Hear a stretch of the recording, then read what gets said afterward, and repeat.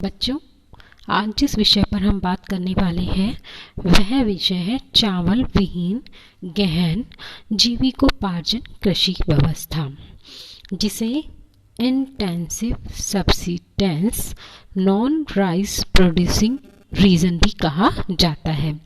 हम जो भी बात कर रहे हैं वो टॉपिक किसके रिगार्डिंग है कि विटलसी नामक ये विषय जो है वो कृषि भूगोल से संबंधित है, और कृषि भूगोल में भी विटलसी नामक विद्वान ने जो संपूर्ण विश्व को 13 कृषि प्रदेशों में बांटा था उसमें से ही ये एक कृषि प्रदेश है, और इस कृषि प्रदेश का नाम है चावल विहीन गहन जीविकोपार्जन कृषि प्रदेश।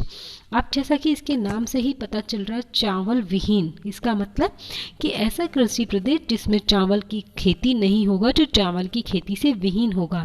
साथ ही है गहन, कि इस कृषि प्रदेश में जो कृषि की जाएगी वो कैसी होगी, गहन। गहन मैंने आपको पहले भी बताया था कि गहन का मतलब होता है जहाँ पर क्षेत्रफल कम होता है तथा फसल का उत्पादन ज़्यादा प्राप्त किया जाता है, यानी प्रति व्यक्ति या प्रति एकड़ उपज की पैदावार ज़्यादा होगी। जब भूमि का या खेत का या जोत का आकार छोटा होगा और प्रति एकड़ पैदावार की मात्रा ज़्यादा होगी तो वो गहन कृषि होगी। और जीविकोपार्जन का मतलब होता है कि ऐसी कृषि जो केवल जीवन निर्वाह या जीवन को चलाने के लिए की जाती है, जिसका उद्देश्य व्यापारिक नहीं होता है या वो व्यापार के उद्देश्य से नहीं की जाती है, वो होता है जीवन निर्वाह जीविकोपार्जन कृषि व्यवस्था। तो आज हम इसी कृषि व्यवस्था की बात करेंगे जो है चावल विहीन गहन जीविकोपार्जन कृषि व्यवस्था या प्रदेश। मानसून एशिया के ऐसे भाग जहां 100 सेंटीमीटर से कम वर्षा तथा निम्न तापमान होता है वहां चावल के अतिरिक्त अन्य फसलें भी उत्पन्न की जाती है ना। अब मानसून एशिया का ऐसा भाग जहाँ पर वर्षा क्या होगी 100 सेंटीमीटर या उससे भी कम होगी, और टेम्परेचर भी कैसा होगा, लो होगा, या तापमान भी निम्न पाया जाएगा। अब ऐसे क्षेत्रों में चावल के अतिरिक्त अन्य फसलें भी उत्पन्न की जाती हैं।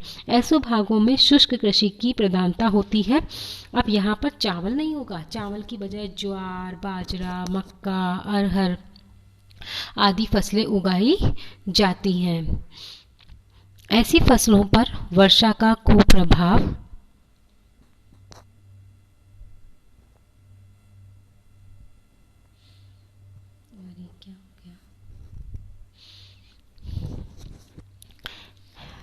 ऐसी फसलों पर वर्षा का कुप्रभाव नहीं पड़ता है। अर्थात जैसे हम कह रहे हैं कि इन क्षेत्रों में हम ज्वार, बाजरा, मक्का, अरहर ये उगाएंगे, तो इन क्षेत्रों में ये फसलें इसीलिए उगाई जाती है क्योंकि यहाँ वर्षा 100 सेंटीमीटर से भी कम होती है और अनियमित होती है, तो वर्षा का कोई कुप्रभाव इन फसलों पर विशेष रूप से नहीं पड़ता है, क्योंकि इनमें से कोई फसल अच्छी उपज देती है और जहाँ सिंचाई की सुविधा है वहाँ गेहूँ, कपास की खेती भी की जाती है।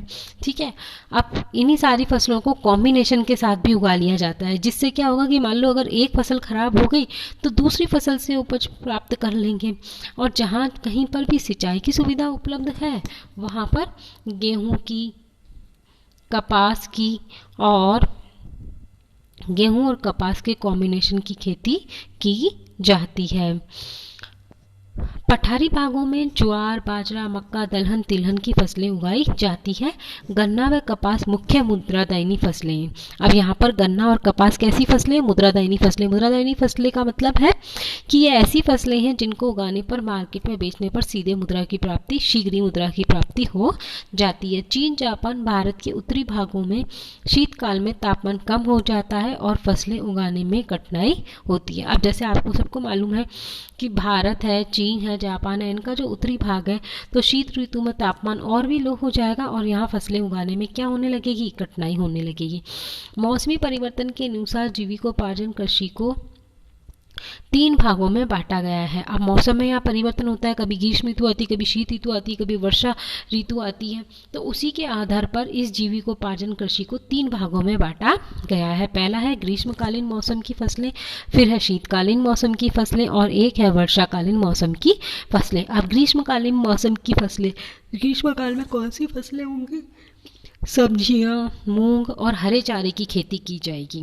वर्षा काल में क्या होगा, ज्वार, बाजरा, मक्का, गन्ना और चावल का उत्पादन किया जाएगा, और शीतकाल में गेहूं, चना, जौ, मटर आदि की खेती की जाएगी। इस व्यवस्था में मांस एवं दुग्ध पशु आदि का पालन कार्य कम होता है। अब इस अर्थव्यवस्था की अगर हम बात करें तो यहाँ पर पशुपालन कम होता है, क्योंकि मांस और दूध के लिए पशुओं को कम ही पाला जाता है। जनसंख्या की अधिकता के कारण खाद्यान्न फसलों का ही उत्पादन किया जाता है तथा बैलों का उपयोग हल जोतने में किया जाता है। अब जनसंख्या की तो वैसे ही बहुत ज़्यादा अधिकता है, तो इसीलिए यहाँ पर क्या होता है, पशुपालन की बजाय फसलों उत्पादन पर ही अधिक ध्यान दिया जाता है। और चूंकि ये कृषि भी बहुत ज़्यादा आधुनिक तरीके से नहीं होती है, मतलब इसमें भी परंपरागत तरीके से ही कृषि की जाती है, इसीलिए हल जोतने के लिए बैलों का उपयोग किया जाता है। अब विश्व के कौन कौन से ऐसे क्षेत्र हैं जहाँ पर ये कृषि व्यवस्था पाई जाती है, तो हम देखेंगे चीन का उत्तरी भाग, मंचूरिया, कोरिया, म्यांमार, भारत में पंजाब, इसके अलावा हरियाणा, पश्चिमी उत्तर प्रदेश में चावल विहीन गहन निर्वहन कृषि व्यवस्था मिलती है।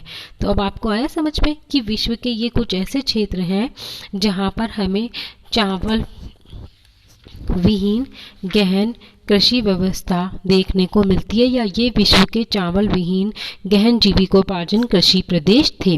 तो कुल मिलाकर क्या हुआ कि इस कृषि प्रदेश में चावल का उत्पादन नगण्य होगा, दूसरी फसलें बोई जाएगी, फसलों का उत्पादन गहन किया जाएगा, जीविकोपार्जन के लिए, जीवन निर्वाह के लिए कृषि की जाती है, क्योंकि वर्षा 100 सेंटीमीटर से कम होती है, टेम्परेचर कम होता है, 2-2, 3-3 फसलों को कॉम्बिनेशन में बोया जाता है। अगर वर्षा के अभाव में एक फसल नहीं हुई तो 2 या 3 उपज प्राप्त कर ली जाती हैं। कई बार जहाँ पर थोड़ी सी सिंचाई की व्यवस्था है, जल उपलब्ध है, वहाँ पर गेहूं और कपास की खेती भी की जा सकती है। कपास और गन्ने की भी कृषि की जाती है, और ये मुद्रादायनी फसलें होती हैं जिनसे सीधे मुद्रा की प्राप्ति हो जाती है। अब ये मानसून एशिया के जो क्षेत्र हैं वहाँ पर ये कृषि की जाती है, और इसमें भी मौसम के अनुसार इसे 3 भागों में बांट दिया गया है, ग्रीष्मकाल, शीतकाल और वर्षाकाल, और तीनों ही काल में अलग अलग प्रकार की फसलों का उत्पादन किया जाता है। तो ये थी हमारी चावल विहीन गहन जीवन निर्वाह या जीविकोपार्जन कृषि प्रदेश।